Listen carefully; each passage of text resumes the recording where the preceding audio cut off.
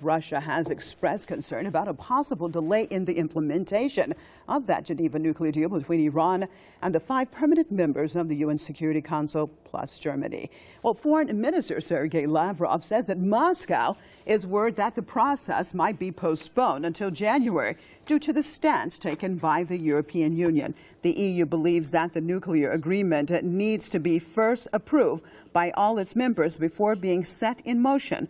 But Lavrov doubts that the 28-nation bloc would be able to arrive at a consensus on the implementation of the accord in an upcoming meeting. Iran and the P5+1 made an agreement over Tehran's nuclear energy program in Geneva last month.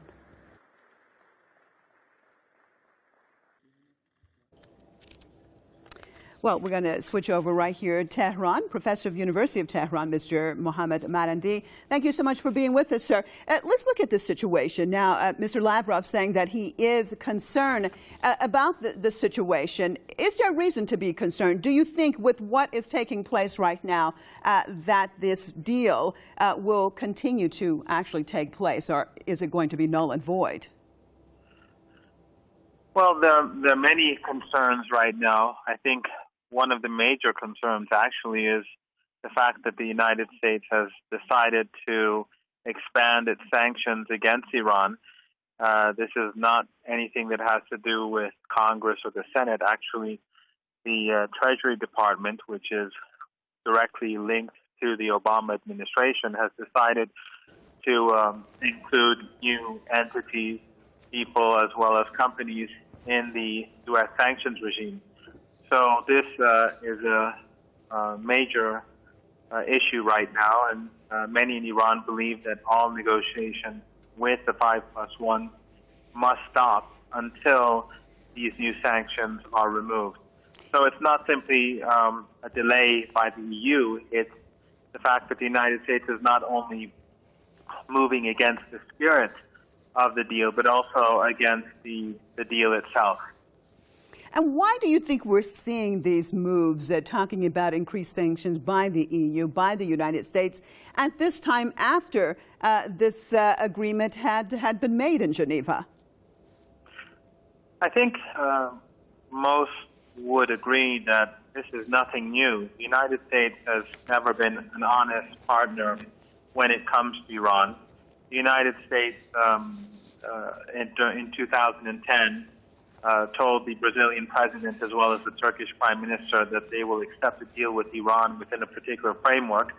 The Brazilian president and the Turkish prime minister at that time came to Tehran. They signed the Tehran Declaration within that framework.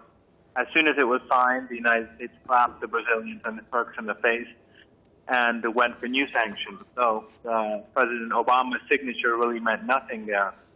And in addition, in the past, when the Iranians negotiated with the United States over Afghanistan, and the Iranians sincerely tried to resolve the problem in the country, the United States immediately went and called Iran an axis of evil.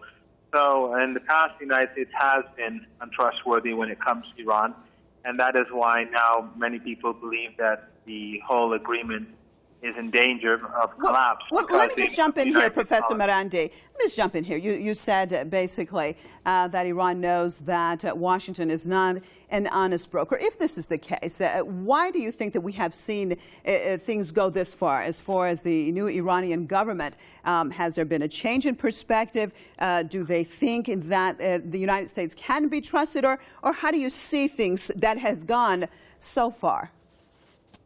There are differing opinions in Iran as to how Iran should deal with the United States. But I think that for the time being, over the last few months at least, there has been a general consensus that we should give the United States a chance to show that it has changed its behavior towards Iran. And that if the United States refuses to change, then it reveals that the issue is not Iran. It has nothing to do with different Iranian administrations or presidents, and that the problem really lies with the United States itself. Thank you so much for being with us, Professor Mohammad Marandi at the University of Tehran, right here in Tehran.